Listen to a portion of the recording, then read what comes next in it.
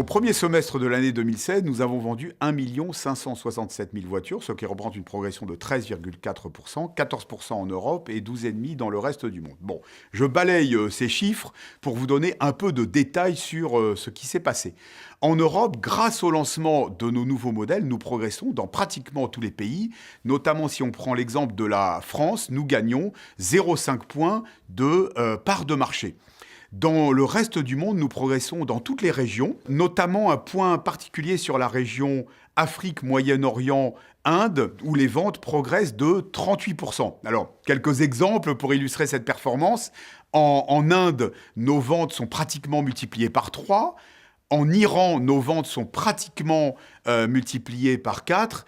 Et puis, nous résistons dans quelques pays où le marché est un peu à la baisse. C'est le cas notamment en Algérie, où nous progressons de 10 points en part de marché. Et puis, en dehors de cette région, nous tenons nos positions, par exemple en Russie, où nous gagnons 0,4 points de part de marché, ou au Brésil, où nous gagnons 0,3 points de part de marché. Je mentionne également la Turquie, où nos ventes ont progressé de 17%. Donc, globalement, des ventes excellentes et un nouveau record pour notre groupe. Nos nouveaux modèles ont établi des records de vente. Je donne l'exemple de Kwid en Inde, où nous avons pris pratiquement 150 000 commandes.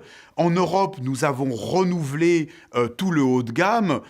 Par exemple, Espace se vend 4 fois mieux que le modèle précédent. Et puis, je mentionne également Kadjar, qui réalise d'excellentes performances dans tous les marchés où il est vendu.